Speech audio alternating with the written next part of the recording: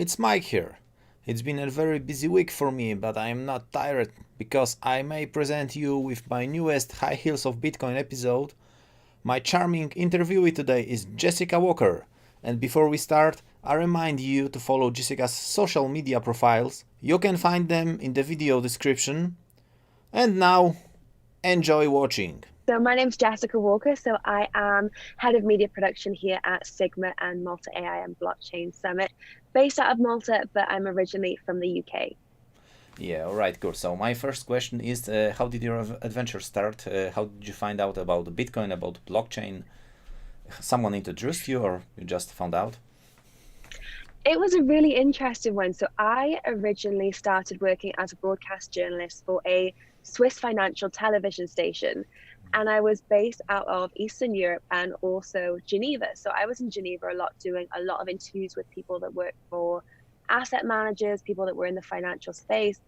And after about a year, it got to about 2016, and people started to come to me and say, they were regular guests that I would interview month on month that were eventually saying, oh, actually, I've moved companies and I'm working for a new project. And I have some interviews from all the way back to February 2016, which I'm asking people, what is Bitcoin? What is blockchain? Why should people get involved with companies like Lika and Melonport that are still doing stuff in the space? And it feels like such a long time ago, but so much has changed since then. And I remember really not having an idea about the concept as a whole. It was completely new to me. And if I actually watch the videos back, I can see myself learning them while I'm interviewing people, which is a really cool thing to see. And I actually watched one back a few days ago and I was kind of embarrassed because it was back when I was first starting out doing video interviews. But it was really cool to watch a lot of people that would travel down from Zug, Switzerland, where so much of this blockchain space evolved. They would come to Geneva, they would do interviews with me. We had events with people like John Matonis that were doing really cool stuff in the space. And it gave me a great opportunity to learn people from a financial background moving over to cryptocurrency. So I think I was in the right place at the right time, and I fell in love with the concept and just wanted to learn more, and it just extended from there. Yeah, I can say that 2016 for some people is like a Bitcoin ancient history because Yeah. most of them started when the last bubble collapsed or burst. Mhm. So I started myself in 2017. I heard about Bitcoin many years ago, but I don't know why I never took more interest in the Bitcoin. But you have Mhm. mentioned Sigma. What is Sigma? Can you tell me more about it? Yeah, so Sigma is an events company and it has one of the biggest iGaming conferences in the world. So they started a few years back by our CEO, Eman Pulis. And then he now does events which are also in AI and blockchain and also medical cannabis. And they really started in Malta. And since I've joined the team, I've witnessed them grow. And as of next year, we're going to have more of a presence in Asia, surrounding areas to the Philippines, where there is iGaming development and blockchain developments that are happening, which are quite cool. So it is conferences that bring together thousands and thousands of people that are industry leaders across all of these verticals, and it gives them a chance to meet and catch up. And I first went to a AI and Blockchain Summit conference last November, and I completely fell in love with the summit. The fact that when you go, it's like seeing old school friends, people that you might speak to on the internet every so often, or people that you might have watched videos from online. The fact you get to see everyone in one roof and everyone is so accessible. You really watch businesses grow because people have met and collaborated at these events. And then from these events, great ideas have been discussed and great products have been brought to market. So it's cool to go to these things. I've always loved events. So the fact I get to work for an event company is a really exciting prospect for me. Yeah, I think Malta Blockchain Summit is, I think, the most popular, the most famous Yeah. conference in Europe. Hmm. And but I wanted to ask you more about because you have mentioned Sigma and Metcan, yeah, it has something to Yeah. do with cannabis, so it's not like it's something blockchain related, but it's a very popular topic these days. Super popular, and especially in Malta, where they're working on regulation and legislation and also creating a legal framework surrounding this.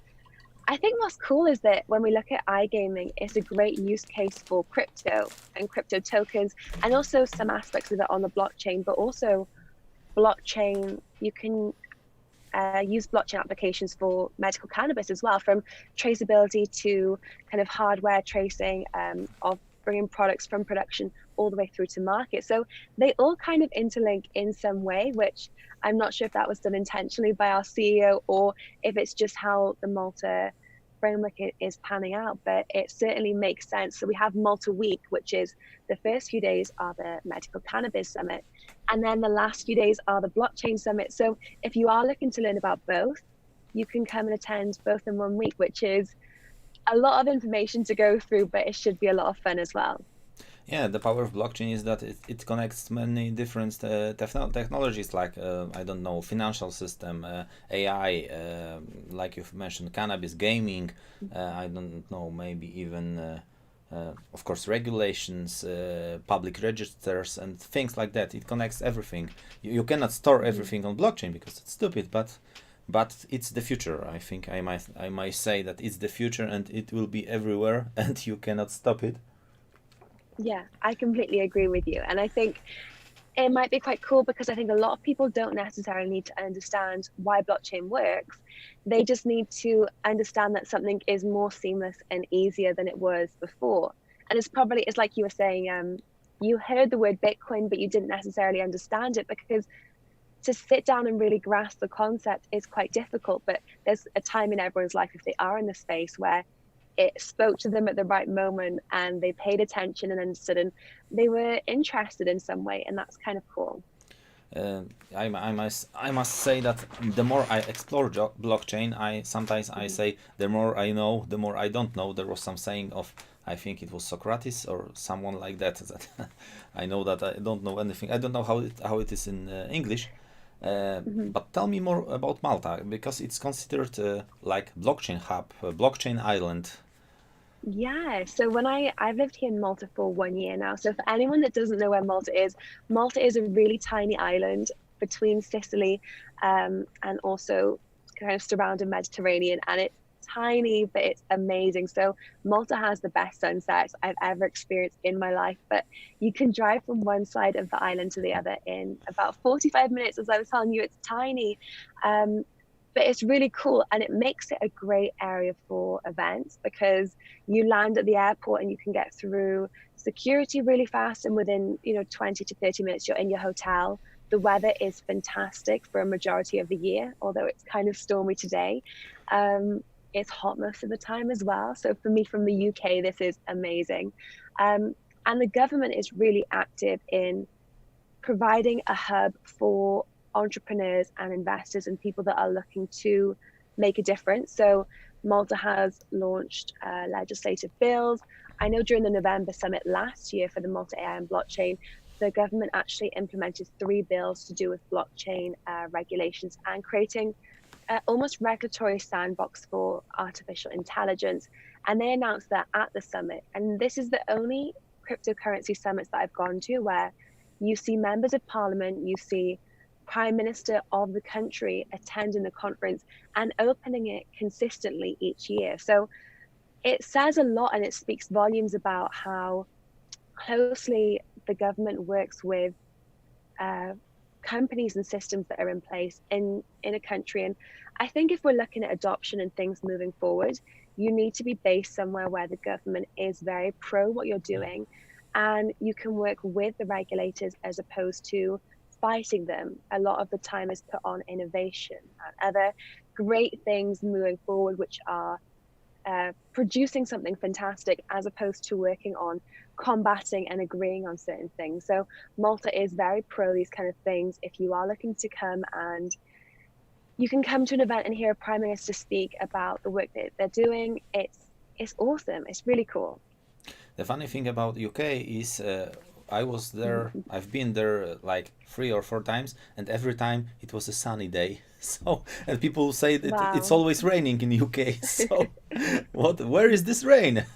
It was my question. You You have got very lucky then, because every time I go back, it always rains something crazy. And I always go, oh, this is why I moved away. It reminds me now. I'm like, okay, it sinks in. Yeah, all But in right. Poland, you have the winters though, no?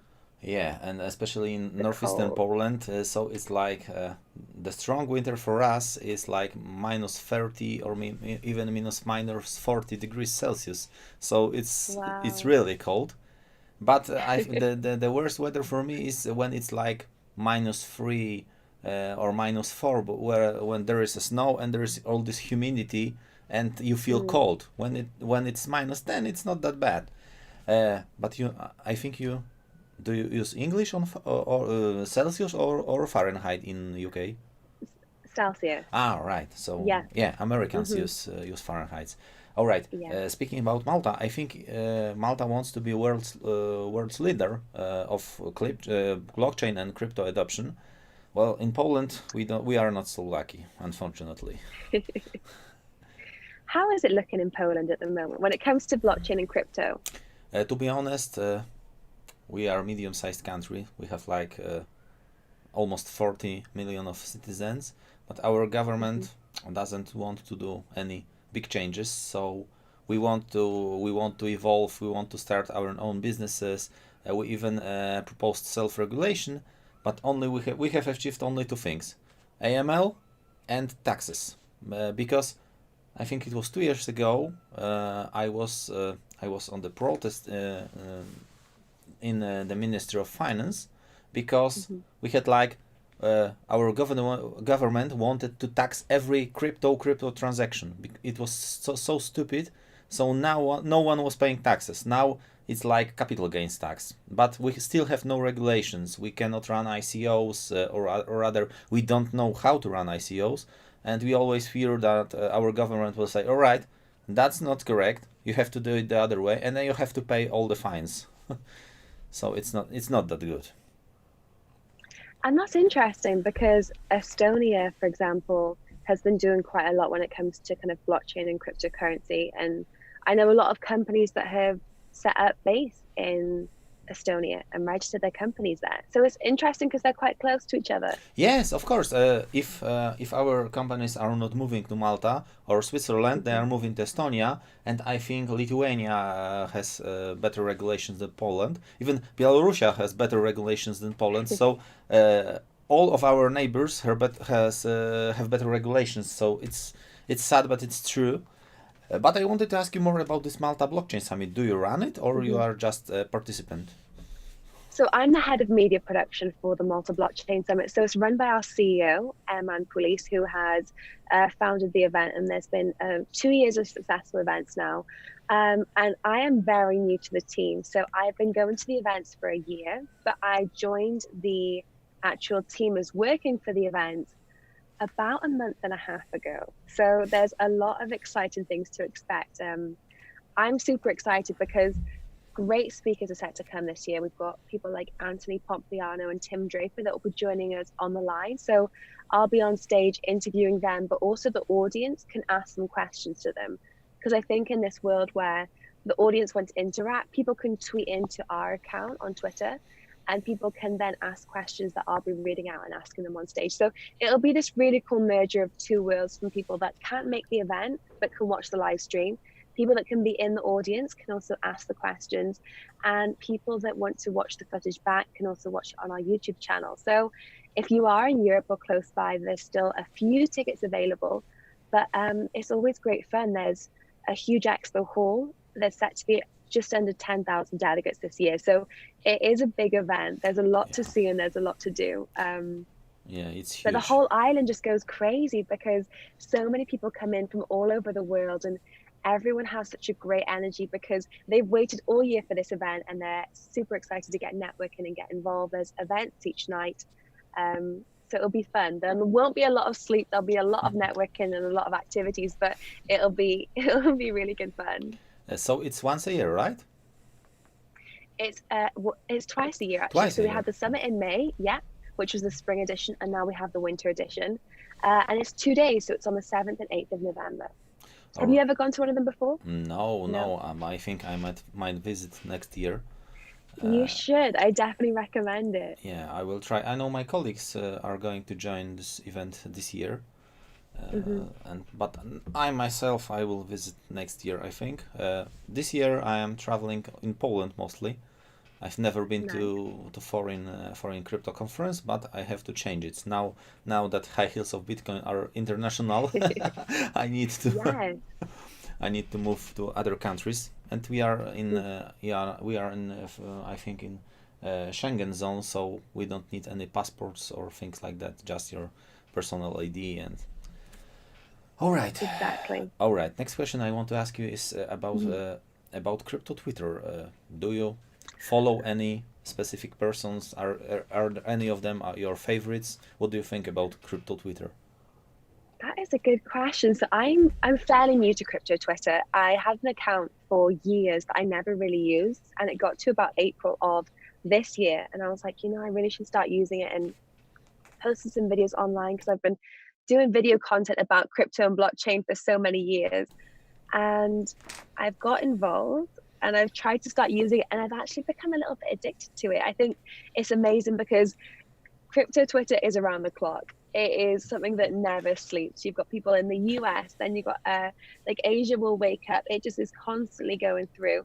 And it's where I've met amazing people. I've met people at conferences maybe that then have I keep up to date with on Twitter. I do have a few favorites, and they're mostly people that I've interviewed, people that I've spoken to that then I can connect with on Twitter and follow them. So Anthony Pompliano is a personal favorite of mine on Twitter. I think he has a really great financial background when it comes to understanding the financial markets and why cryptocurrency is a fantastic solution to the problem of modern day banking. So I think he's really informative, and I think he will bring a lot of people over to the crypto Twitter, maybe just from normal Twitter, which I think we need. There's a lot of accounts. There's so many. I think there's too many to list that I'm a fan of. Yeah, I think Mhm. Twitter is great social media, but sometimes it's hard to find information there because if you follow too many profiles, then it all becomes a mess. So I had to create special lists with my favorite accounts so I can find something useful there because sometimes I go and then before I start scrolling and scrolling and scrolling. But do you have any favorite crypto girls or crypto women? I should say on Twitter. Yes, I do. So I have Kiana Daniels, who she wrote an idiot's guide to cryptocurrency investing. And I actually used to work with Kiana in News BTC, and we would both provide video content from our own separate studios. So we never got to meet in person. But as soon as I started using Twitter, I was able to reach out to Kiana and say that I've been watching her videos for a while and got to interview her. So Kiana Daniels is great. She's a favorite. Crypto Wendy as well. I'm worried I'm going to leave some of them out. There's a lot of women in the Yeah. space, and I think there is a real sense of unity because there's a lot of people and women that are in the same situation that they love talking about what they do and how they're involved, and they bring a little bit of sass, a little bit of color into the industry. Crypto Sarah as well. So there's a lot of cool people in the space. Crypto Heidi from Crypto Tips YouTube. Is also coming to our event in November and filming some content with us. So there's a lot of people that I've been following in the space, men and women, but the women in Twitter are definitely very colorful and giving the women in blockchain a very good name. Yeah, the reason is I ask is before I always try to get more interviews, so so Yeah, I always I ask my Kiana. all right, so I will ask you to send Mhm. me her profile on Twitter later. All right, I will. so let's move on the next question about other social media. I think you post a lot on Instagram, right? I I post a little bit on Instagram. So I like Instagram just because I think it's really easy for me. I've lived in a few different places in the world, and my phone is always so busy. And because I do work in a TV studio set, on the weekends I like to just not use my phone. I like to just kind of put it away. So it's great for my family and friends to see what I'm doing and where I am in the world, and they can keep up to date. I like LinkedIn too. I think LinkedIn's really cool. Yeah. Instagram is very colorful. It's nice to see where everyone's traveling and get some of their travel photos. I have some friends that live in some very exotic locations. Articles like Medium as well. I think Medium has been really helpful for me when I'm writing scripts or looking into projects for the cryptocurrency space. Medium and Steam are also very good. Yeah, I agree. Myself, I use Instagram not for crypto because I rarely put anything concerning crypto on my Instagram. It's basically some kind of food, my travels, my free time, things like that. For Hmm. crypto, I have YouTube, of course, and Twitter. All right. So you have mentioned conferences and, of course, Malta Blockchain Summit. Are there any other? Do you participate in any other, like global conference in the United States, or maybe in far no, in East Asia or things like that? So I've never gone to a conference in the US or in Asia, and I really, really want to because they are two areas of the world that I feel like have so much going on and so many interesting developments. I know DevCon is on this week while we're Yeah. speaking, and it looks amazing. I'm keeping up to date on Twitter with what's going on at DevCon. These kind of things look really cool. So I have a long list of conferences that I've loved and a long list of conferences that I am desperate to go to. Yeah, it takes time, it takes money, so Mhm. you would travel around the world day by day to visit them also. If I could, that would be my dream for sure. Yeah. So it's like you are full time in crypto, right? It's not like that you have a day job and then it's crypto is your hobby. So yeah, my full-time job is being a content creator for yeah, for crypto, also for iGaming and also for medical cannabis. But I do spend more of my time in crypto and blockchain just because I think the community is more active and there's so much to talk about. If you don't do a video for 3 or 4 days, you've missed out. A lot of stuff have happened and you have to scroll through. And I don't know if you've gone on vacation yet and you're trying to keep up to date with what you've missed in the 1 week you've not been on your computer. There's so much in this industry, which is it's super exciting. It keeps you on your toes. Yeah, so that's not surprise and not a surprise that you are live on Malta because like I Hmm. have mentioned before, it's a blockchain hub and but I think Switzerland is doing pretty well too. You have mentioned Zug, Yes, Zug. Yes. Zag, So it's right? Yeah, yeah. Switzerland's doing a lot, and I think Switzerland has such a strong banking name to it yeah, from beforehand. I think a lot of people will say that we need institutional investors to come into the space for the market to reach a certain level of maturity. And I think something that Switzerland has worked really actively to do is to get Swiss regulated or have a Swiss standard of regulations or onboarding of Swiss banks, really to create a little bit more security in the space, which is something that we hadn't necessarily seen. So I think Switzerland are doing quite a lot in this space. I think maybe they're not doing as much as they could, but that's the same with every country. I think every country's moving in their own way. But Switzerland has definitely had some amazing projects come out of it. Zug, as you said, is Crypto Valley, and it is doing fantastic things as well. And I was lucky enough to go to the World Economic Forum in Davos in Switzerland in January, and there was a whole street of crypto and blockchain projects. Consensus was there. There was really cool movements going forward, and I think Switzerland has definitely been a landing spot, and it's definitely helped elevate, especially around 2014 to 2016. These projects go from being just developers with a concept to moving to the next stage. yeah, and it's also a very beautiful country. All those lakes and all Yeah. those all those mountains. I've never been Hmm. there, but I want to visit. And there is also in Europe there is also Liechtenstein. I think I have heard like 2 days ago that they have approved a usage of tokens in companies in Hmm. their businesses. So I think it's a great move Yeah. for our Look, community. But also yeah. there are some countries in the world like Bangladesh where crypto is illegal and you cannot use Hmm. it. But of course people use it. They don't give a damn. And there's also country like India. They cannot decide, I think, if they want to ban or they want to allow. Hmm. Each week it seems to be slightly different, but I think a country like India is just so big that if for some reason India was to accept cryptocurrencies and there was to be a token that was used by the population, that would be a huge leap towards mass adoption. So I think they're really taking it very seriously, as they should. The beauty of countries like Malta and Liechtenstein is they're smaller, so they're great sandbox because they're not so huge that the government can have more control and more involvement in the work they're doing. But India, it's just an enormous country, so where to begin? And I think they are really thinking about it, which so they should. People have mixed opinions, but I think it's better to understand what we're getting into. If I read somewhere that someone had tweeted out today that if there was, for example, a China coin and a Russia coin, all of these large tokens, what would that mean for the cryptocurrency space? And with such power, there has to be more of a sense of responsibility. Yes, of course, I agree. Hmm. And besides that, China has, I think, is the second biggest country after Chinese. They have biggest population in the world, so they must be reasonable. But I don't think they will ban cryptocurrencies. I think they will allow the usage of them because the revolution is here. If someone will miss it, then they will lose. So I think they must approve them.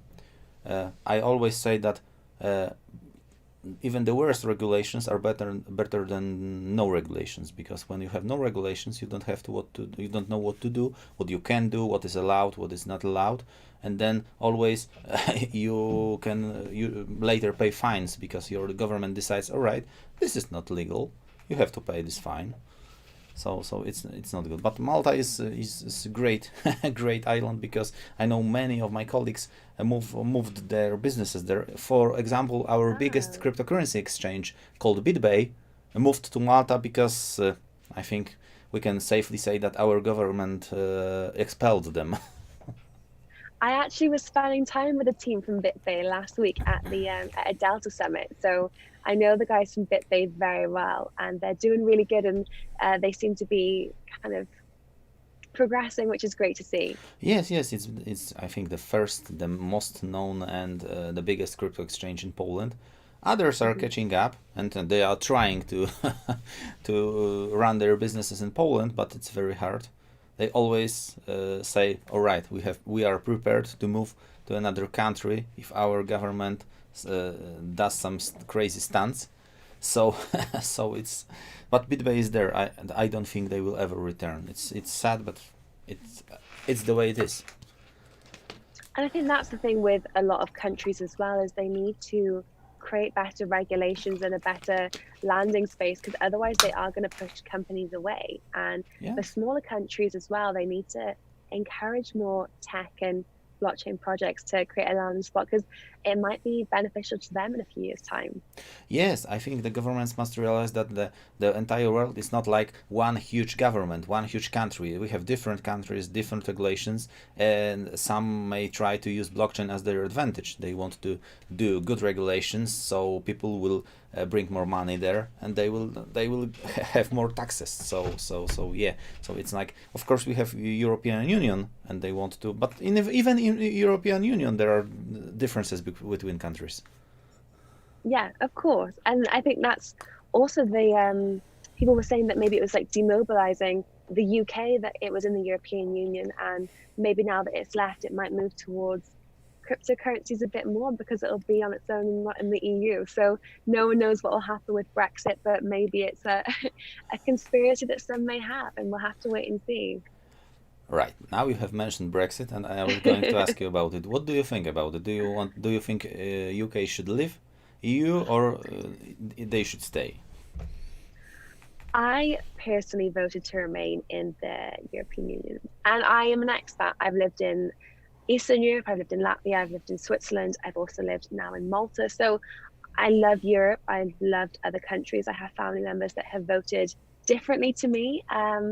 But as the situation unfolds, maybe it'll be beneficial for the outcome of these kind of situations. So I'm not sure what will take place and what we'll see from the UK, but hopefully we'll see some exciting developments which make it more encouraging for crypto projects Yeah. and other areas like AI and these kind of developments.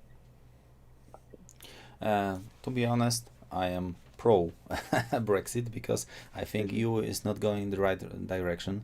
It's like it's becoming like a Soviet Union, I think, and people must wake up, and this could be a good sign. So stop what you are doing, because we are not going in the right direction. But well, we'll see what happens, because it takes a lot of time, and I think Yeah. British cannot even decide if they want to leave or maybe they want to stay. Yeah, so there are a lot of jokes. So it's the year 2187, and Brexit still didn't happen. So like We'll have to wait a few months, and if there is any developments, we can do a follow-up interview because I think right now that yeah. the situation is no one knows what's going to happen. Yeah, right. All right. Next question. I think it's the standard one, because this blockchain world is full of men. There are not a lot of women in this world. So, what do you think about men? Have you ever been treated without respect? So, do men respect you? Do you have any bad experiences with men? I think I've been very lucky that a lot of the time when I go to conferences, I have a camera crew with me. So I think people are always on their best behavior. I was saying this to a woman at a conference the other day that I think my magic power, and I actually haven't had any bad experiences. I've been incredibly uh, blessed with all the men and women I've met at conferences. They've all been a delight and very interesting to talk to. But maybe I have a microphone and that makes them all behave a little bit better, because I have heard some difficult stories from women in the space. But actually, for me, coming from the financial industry and the financial sector and moving over to crypto and blockchain, I found that the crypto and blockchain space was significantly more respectful, Yeah. more encouraging to women. And there's never the queue in the restroom at a conference for women. Someone tweeted this out the other day, and I thought Yeah, yeah. that actually is true. This is the biggest benefit of being a woman in blockchain. But no, I've been really lucky. I have a really diverse team. I've worked in companies where I've been the only woman. Now it's 2019 and we're working for the AI Blockchain Summit. And if I look, because I'm in our office in a sound booth at the moment, but I'm looking out and I think it's about 50-50. So I think we're in this stage where there is an equal amount of men and women in this space. Things are changing. And I think the great thing about the blockchain and cryptocurrency space is because so much of it is online, you're subject to a lot less stereotyping or mistreatment, I think, because people don't necessarily know your race or your age or your gender. Um, so all of these things maybe aren't taken into consideration because a lot of it is this technology relationship and things are via a computer or laptop. So I think it's interesting. I've actually been very lucky with everyone I've met. I always say that Bitcoin, or rather blockchain, doesn't care if you are a man, if you are a woman, if you are Mhm. fat or tall, or Martian or someone other Jedi Knight. You have to be good at what you do. If you are good, if you are confident, then it's okay. If you are not a confident person, if you do not have confidence of your abilities, then someone may use you. That's I think that's the basic truth. Yeah, it's true. That's a really good point. Yeah. All right. So let me ask you about your life outside of crypto world, because I believe you have no crypto life. So what are your hobbies? What do you do in your free time when you say, all right, don't let's leave that phone, don't waste my time anymore. I have to Let's do relax. something else. Yeah. So I love being outdoors because I film a lot of video content, which means that I've got the windows are blacked out and I'm staring at an artificial screen with lights pointing at me. So I love to be outdoors with no phone and just completely relaxed, peace and quiet of nature. I love being by the ocean. So Malta for me was a complete dream come true. The fact that you can watch sunset, and if you go over to my Twitter, you can actually see a sunset photo I took last week in Malta, and it's the most beautiful sunset I've ever seen. Um, I've had some amazing boat trips during summer, and we've just sailed around the Maltese island, and it's just super relaxing. I think these kind of days out are my dream days, how to spend them. So being outdoors, relaxing. I'm really into yoga as well. So all of these things I find are very calming. And in the weekend, it's really important I do them so that when it comes back to Monday, I'm fully recharged and ready to go. Yeah, right. You need free time to quiet yourself, Hmm. to recharge your batteries, and then you can fight on. All right, but one more question about it. You have mentioned gaming industry. Do you play computer games? I actually don't. I was never into games and iGaming. I was never into kind of casinos or poker. And actually, I recently started maybe after a night out, going to the casino and having a little play in some of the slot machines. It's good fun. I've not been very successful, but it's quite a nice social thing to do. A lot of people get a lot of joy out of it and really enjoy. It's never been something that I would do in my spare time, but I'm open to learn. So if anyone's able to teach me how to play poker, I still don't know.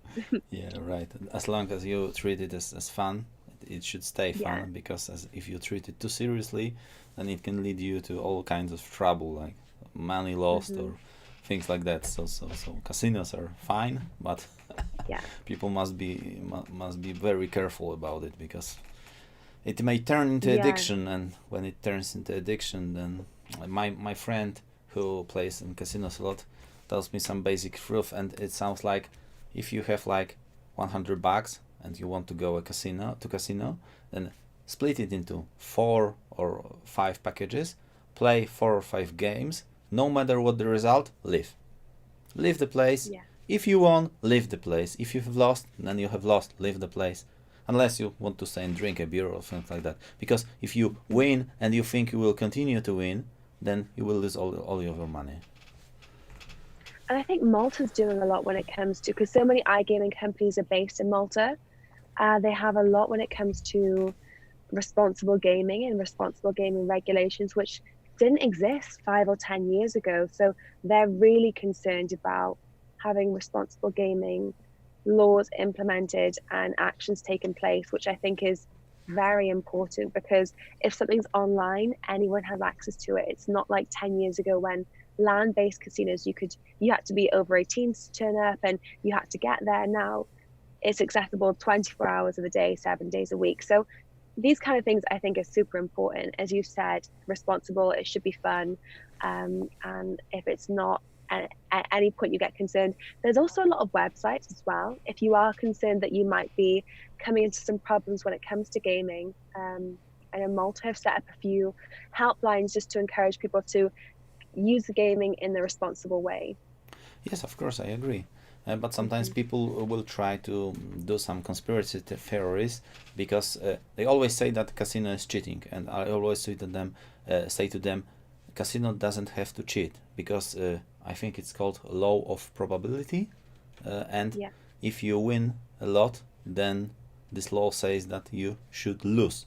You don't have to lose, but you should lose, or rather, there's a uh, big chance that you will lose. So if you win, live, and then and then be happy with that you have won. So and that, of course, as Hmm. you have mentioned, many people have problems with addictions and things like that. All right, one last question is what are your plans for the future? What do you want to do in, like, I don't know, 2 or 5 years? That is a very good question. I'm still kind of working everything out. I think I'm 26 right now. I think the world is changing really quickly. There's a lot of interesting things happen. There's still so many countries that I have never gone to or never visited. I do have a dream that I would go traveling and that I would see different countries that have adopted cryptocurrencies in different ways and create a documentary style or a vlog. That would be the ideal goal, I think. So we'll have to wait and see if I can film and edit, and hopefully in a few years something might come out. But for now, I'm just enjoying going to events, filming interviews, and filming content. But the goal would be to travel more for sure.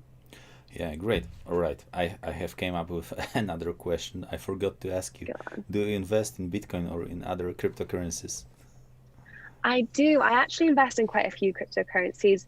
So Bitcoin is one of the main assets in my portfolio, but I invest in around 7 or 8 other tokens that I all, and a lot of the time I'll listen to people that are in the community. I think a lot of the market sentiment is driven by people and people's perception of projects. So for me, looking at different projects that people are talking about online and that has a strong community and that are releasing great things, I'm always open to hearing about new projects and diversifying my portfolio. Yeah, the problem is that sometimes people see the projects as they want to see them, not as they really are.